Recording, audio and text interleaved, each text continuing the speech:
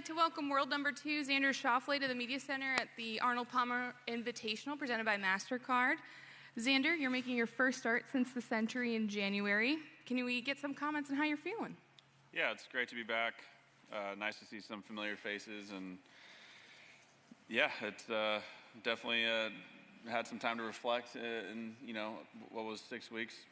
Sounds pretty short, but felt like a lifetime for me. So, like I said, I'm just really happy to be here. And this is your fourth start at Bay Hill, where you have a couple of top 25 finishes. You just got done with the Pro-Am. Just some comments about how the course is looking. I know we got a little bit of rain.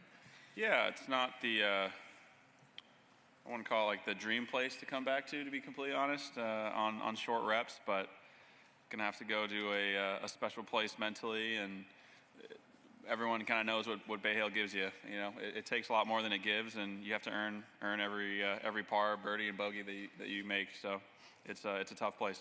For sure. With that, we'll open up to questions. If you can just raise your hand, we'll get a microphone over to you.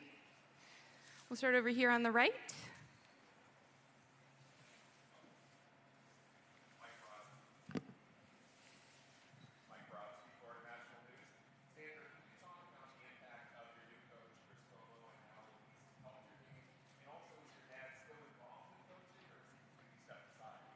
Yeah, my dad will always. He may be a few thousand miles away, but he'll always be there. He's still in Hawaii now. I don't think he's left the island, but he'll be out at the Masters, and we talk all the time. So he's always going to have some influence on me to some capacity. But Chris has been awesome. Yeah, it's been nice, especially coming back too. Just been able to see him a few times. I've been on sort of a short ball count for the last 8 days, and was able to see him a few times in that stretch. So just trying to maximize everything I can to come back out here. We'll go to Doug next, front right. Doug, can you turn the microphone on, please? I'm sorry. We all need to hear you. Remember my first media session, Doug? Oh! Welcome back. Wow, there he is.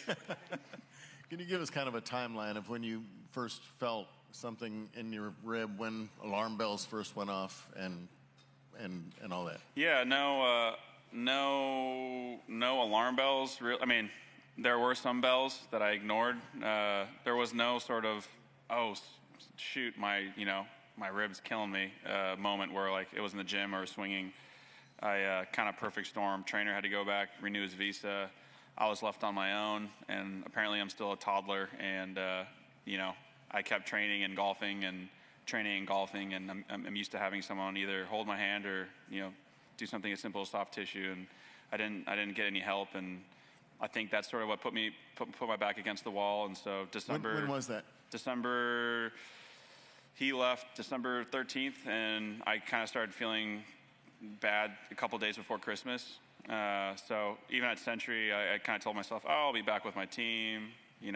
I've kind of had this before, and it went away. And I'm not really sure if it was, added speed, or I really don't know. It wasn't like we were doing anything crazy that I didn't do for the last year or so. So it was really unfortunate, and definitely something I learned from moving forward. What made you decide to come back? Just so I can sit here and talk to you, I've been looking forward to this for the last 6 weeks. No, I tried to come, sitting at home on the West Coast was sucked for me. It was one of my dreams to play Torrey South earlier in the year with long rough, cold, South only. And so to miss Torrey twice really, really sucked. And I tried, I hit some drivers the Monday before Torrey, kind of felt okay, and then I tried to play 9 holes, and then things started to feel worse and worse, and, the doctors are like, nothing's worse than hitting a wedge out of thick rough and having everything come to a complete stop. You could make it worse, and so that was an easy decision for me to make, thinking of long-term goals. I guess what I meant is, what was the confirmation that it was okay to play here? Lots of scans. Okay. CT scans, ultrasound, MRIs, that all came back clean, so... there's minimal discomfort, but as long as I know I'm not hurting myself and the scans are clean, then I'm going to be in a good place. We'll go to Alex Maselli next on the right. Xander, so Jordan, obviously with his wrist, he thought everything was good, and then he came back, and there's been some causes that concern him a little, taking some time, so forth and so on. So you don't feel like there's any issues with you coming back? That's a really good question. Yeah, I mean, one of my first things I did yesterday when I played, teed off on 10 and hit the fairway, and then first thing I did was throw a ball in the rough and take a wipe at it. You know, I was telling Austin, you know, if this doesn't go well, then I'm going to get in my car and drive back to Jupiter. So, yeah, I mean, is there concern? I'm not really too concerned right now, to be honest. I feel like I've been pretty conservative with everything, and you know, hopefully that pays off. But you know, if things go south, I won't be scared to back off, just because it's, you know, what's down the road is more important. And is there a medical term for what it is? The MRI and what the radiologist told me was like an intercostal strain with a small tear in the cartilage. Okay, and one last thing. And we talked about this with Scotty, who was using a wine glass to make ravioli. So he lost some time. You lost some time. Mm-hmm. Obviously, it's time that you need to get yourself ready for these big events that are coming up. Are you concerned about that time lost?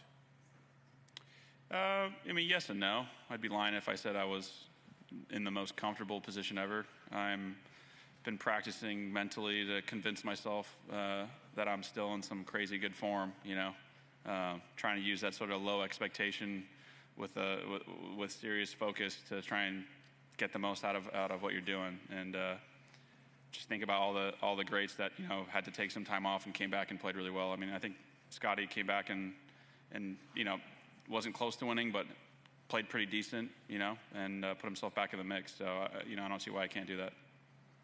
We'll go to Bob next in the center, and then over to Kathy.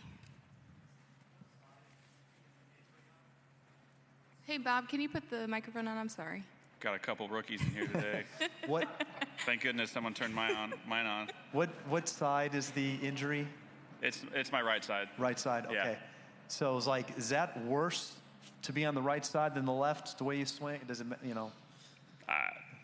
You know, your ribs, the way when you swing, it's rotational, so they move. They both go through flexion and extension on both sides, depending on which side you're going through. So, you know, I guess they may extend or on my way down and compress, and you know, that could be part of the discomfort, but I couldn't tell you. And just to follow on the previous question from Alex, given the way you played, you know, you won the last major played, obviously won 2 last year.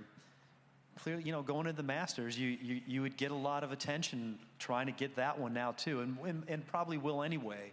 But I just wonder if this sort of, you know, you have to temper that a little bit and be patient with yourself with all of this.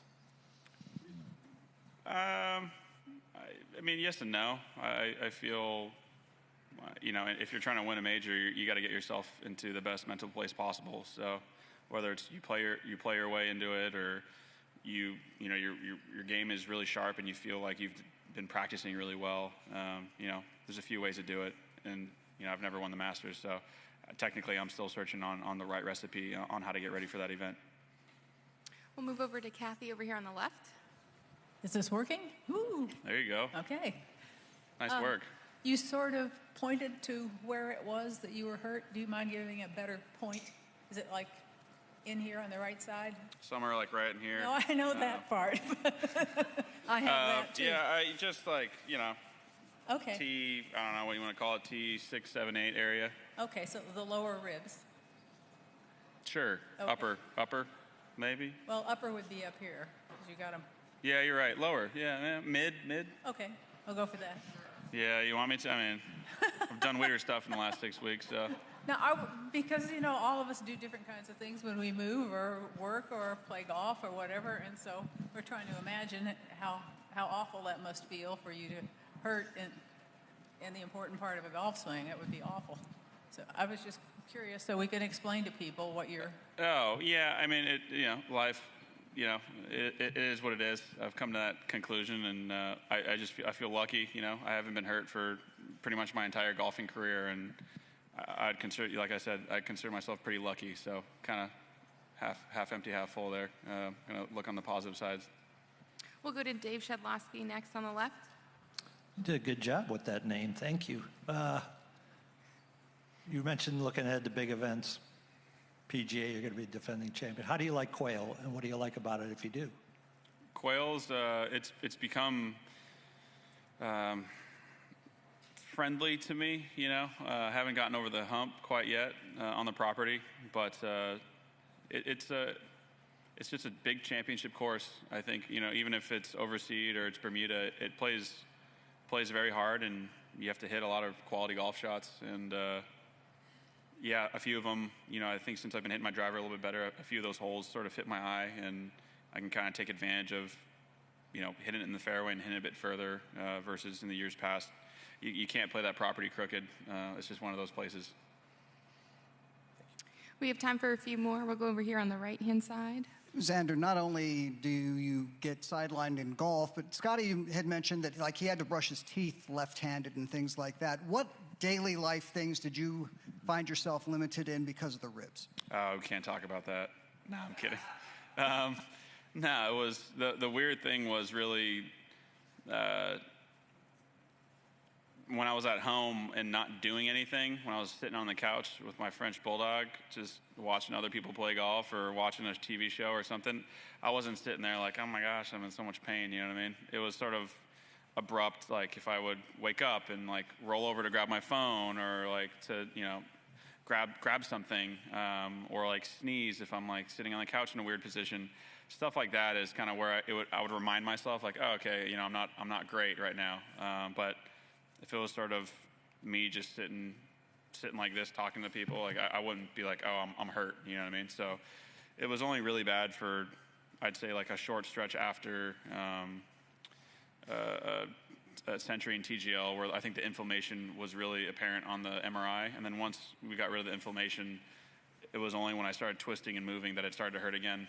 But that's all part of the process. No having to put things up in the garage on a high shelf or anything? No, I'm too short. I got other people for that. Also, how many consecutive days have you been able to play golf, and are you concerned about having to go four days and then next week 4 more? Yeah, I mean, I haven't unfortunately been able to. When I was in San Diego, I played 9 holes with my irons only, and then shut it down through 5 days leading into Genesis once I knew I wasn't playing, and then I played 9 holes with JT in a par 3 course in Jupiter, and then I played 18 holes in Jupiter before I left, and then I played 9 holes yesterday and 18 today. So this is as good as it's going to get. We'll go to the center on the right-hand side next to Bob, and then finish with Doug. Hey, Xander, Scotty's been #1 for 90-something straight weeks. He's had such a dominant run at that top spot. Is it hard to have #1 as a goal right now, or do you focus on other things and let that kind of be something at the end of the road? Yeah, I mean, it's in there somewhere. It's written down, and it's definitely not hard to have it as a goal. I think when you don't do something, it's pretty easy to leave it on a sheet. It's just sort of how long do you want to stare at it for? But right now, yeah, I'm looking. Little wins are big for me right now.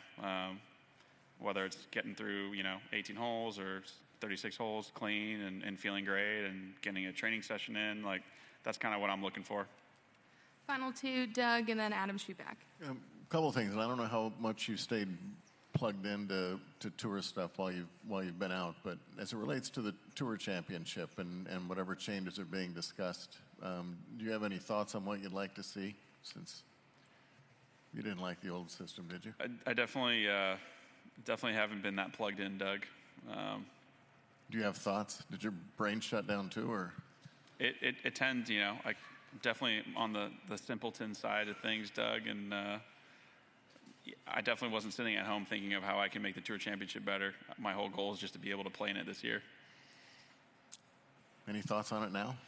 Off the top of my head, I've heard all kinds of things, from match play to a smaller group of match play at the end of the week to sort of qualifying for that, and I honestly couldn't tell you.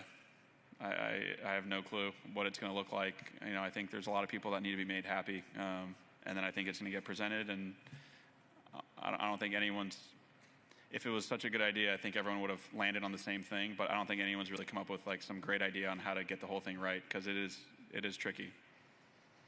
That's all I got for you. Bunch of nothing. And we'll end over here with Adam on the left. Xander, I heard you on a podcast once say that when you get angry, you would try to rip a towel. Where'd you come up with that? And tell me a story from the early days of your career when you did that. You're trying to have me go to a dark place, you know what I mean? I've been steering away from that for quite some time. It was just some veteran told me that. I can't remember who it was, but they just said if you're pissed off, try to rip a towel in half, and you will not be angry a couple minutes later. You'll just be sweating there in the bathroom all by yourself. So it was just a time on Corn Ferry when I was rooming with Austin, and I brought him out, and his well-being determined on how well I was playing, and it was all kind of crashing down on me quickly, and I was missing 8-9 cuts in a row, and I didn't want to show him that I was losing my mind. So I tried it in the bathroom, and that veteran was right. I was really angry, and then kind of sat there and saw myself in the mirror and started laughing because this is embarrassing. So I don't remember what podcast I said that on, but I'm shocked that I revealed that. What hotel chain were you at? An extended stay, probably. Going deep, baby. Happy to have you back, Xander. Appreciate the time as always. Good luck Thanks. this week.